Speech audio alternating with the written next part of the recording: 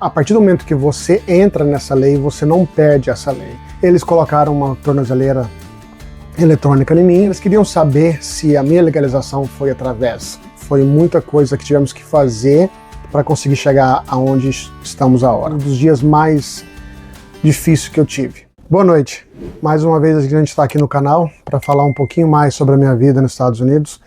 Hoje a gente vai falar um pouco sobre como eu me legalizei, como foi os passos e qual seria uma maneira mais fácil de legalizar. Hoje eu não posso falar muito sobre isso porque eu não sou um advogado, né? Então não tem como eu dar passo a passo, mas eu vou falar da minha experiência, como foi comigo, como aconteceu comigo. Eu cheguei aqui em 99, né? Foi em setembro de 99.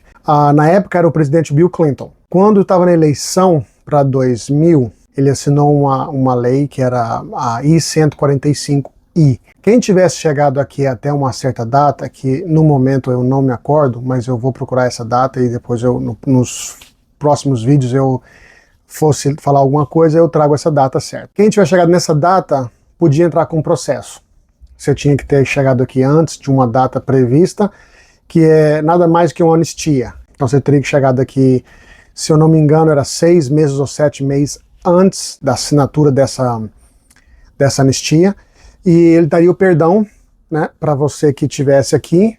É uma lei que ele fez que era sobre trabalho. Então, a I-145 nada mais é do que uma petição de trabalho. Então, o meu patrão, para quem eu trabalhava, fez essa assinatura. Nessa assinatura ele teria que provar o imposto de renda dele, que ele tinha capacidade para manter a companhia dele funcionando com todos os funcionários, mas no caso de quem estivesse legalizando. Então ele provou para o sistema de imigração que ele tinha condições de pagar os funcionários dele mais o meu salário. Tivemos que procurar no jornal quem tinha capacidade de fazer esse trabalho. Se não encontrasse alguém que fazia esse mesmo trabalho, no caso de um americano, a imigração aceitaria a petição. Mas, num certo momento, ele decidiu não continuar com o meu processo. Então, o meu processo foi encerrado. Só que essa lei, a partir do momento que você entra nessa lei, você não perde essa lei, que no caso era a I-145I. Eu fiquei grandfather nessa lei. Ela continuou comigo debaixo, vamos dizer que é uma carta debaixo da manga. Ela sempre ficaria comigo até o momento que eu me legalizasse. Eu tive um trabalho de construção, como todo mundo sabe, né? Já coloquei no vídeo anterior. Essa companhia começou um processo novamente para mim. Só que também, por um motivo ou outro da empresa, eles não quiseram continuar o processo e novamente foi fechado o caso. Depois, quando eu fui trabalhar para uma outra empresa, foi lá que eu comecei o meu processo. Mas voltando um pouquinho, em 2009, se eu não me engano, 2010, também não tem essa data certinha, eu vou procurar essa data também. A imigração foi na casa que eu morava, até procurar uma pessoa, e essa pessoa não foi encontrada. Era uma casa de 2 pisos, eu morava no piso de baixo. Como eles foram dar a batida procurando essa pessoa, não encontrou essa pessoa, em todos os andares eles procuraram. E, mais uma vez, né, a gente tem sempre, quem mora aqui na América sabe, eles estavam no lugar errado, na hora errada, e eles me encontraram. Por lá eles começaram um processo para deportação. Então eles não me prenderam no momento, porque eu tinha como provar que eu já tive esse processo aberto de legalização, que é a I-145I, então eles só começaram um processo de deportação. Eu tinha que apresentar 3 em 3 semanas em um certo local, colocar o fingerprint e todas aquelas coisas, mas no começo, o agente que foi na minha casa falou, ó, a segunda-feira você tem que apresentar nesse endereço, a gente vai ver o que vai ser feito com o seu processo, como o seu processo está fechado, a gente vai ver qual o processo que o juiz vai pedir para fazer. Eles colocaram uma tornozeleira eletrônica em mim, colocaram também eu tive que colocar um telefone na residência que eu morava, telefone físico, não podia ser celular, porque o telefone tocava e eu tinha que atender, igual naqueles filmes que a gente vê de Hollywood, que o telefone toca, o computador vai receber a minha voz, vai verificar se aquela voz é minha, ele vai mandar uma série de números e letras, e eu tenho que repetir aqueles mesmos números e letras conforme está pedindo o computador. e o próprio computador vai ver se é a minha voz mesmo, não é nada por uma pessoa que está ouvindo. Então, foi aí um processo que começou. Logo após eles colocaram a tornozeleira, eu comecei a visitar, ir nesse escritório de 3 em 3 semanas. Logo após também eles já tiraram a tornozeleira, porque eles viram que eu fiquei 4 meses andando direitinho com o processo, e tiraram a tornozeleira e depois só começaram com o telefone. Toda quarta-feira, não sabia qual horário, mas eu tinha que atender o telefone. Geralmente, a pessoa que me atendeu no escritório falou que geralmente é das 5 da tarde às 8 da noite. Então esse horário eu estava em casa sempre para atender o telefonema. Também nunca falhei em uma dessas chamadas. Foi aonde que eu consegui provar para eles que eu estava em cima da linha, fazendo tudo direitinho dentro das 4 linhas. Outra coisa que hoje em dia eu já vi que eles dão um celular, e outras pessoas que eu já conheci, você tem que estar com aquele celular, na hora que eles te chamam, você tem que tirar uma foto. Talvez o meu processo foi um pouco diferente, mas eu não venho ao caso, eu não sei como que funciona o tempo atual. Mas no meu caso foi dessa maneira. E logo após, creio que depois, uns 6 meses depois, eles cancelaram todo esse processo de ir lá no prédio, colocaram de uma vez a cada 6 meses. E aí a companhia o qual eu trabalhei, de caminhão, foi aonde que me legalizou. Eles que me ajudaram, vou dever esse eterno favor, sempre que eu lembro que eu vou em New Jersey, eu tento passar lá na empresa para agradecer, sempre eu agradeço eternamente o que eles fizeram por mim. Foi uma excelente companhia, excelentes companheiros de trabalho eu tive lá. Aprendi muito com pessoas que ali trabalharam. Eu até tenho um grande amigo que também chama Marcelo, trabalha nessa empresa até hoje. Sempre que eu posso, eu mando mensagem para ele, eu recebo mensagens dele direto, de Thanksgiving, Natal, Ano Novo.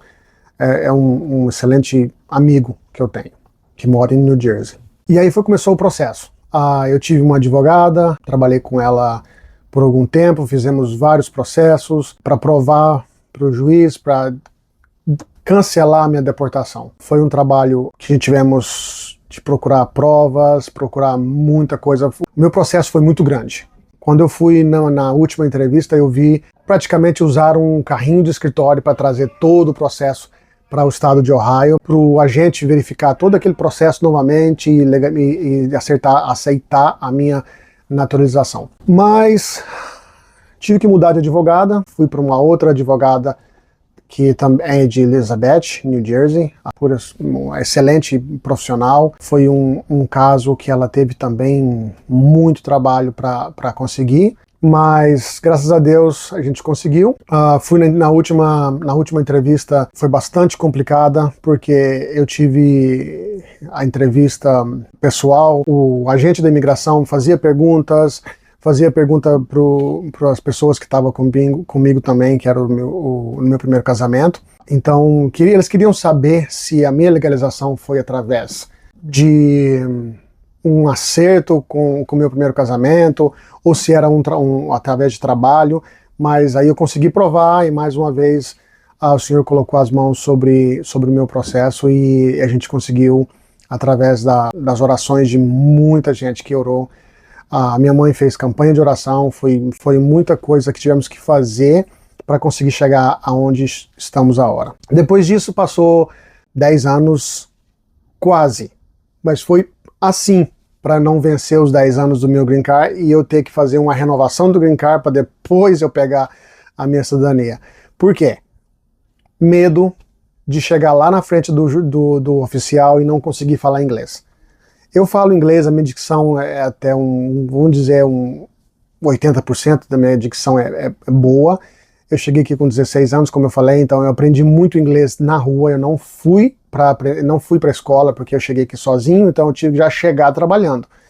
Então eu não tive aquela possibilidade de poder ir para a escola, depois ir trabalhar. Não, eu já tive que chegar já colocando ficha no trabalho para me sustentar, para me fazer todo o meu pagar aluguel e comida e tudo. Então foi assim, meu inglês é praticamente completamente de rua.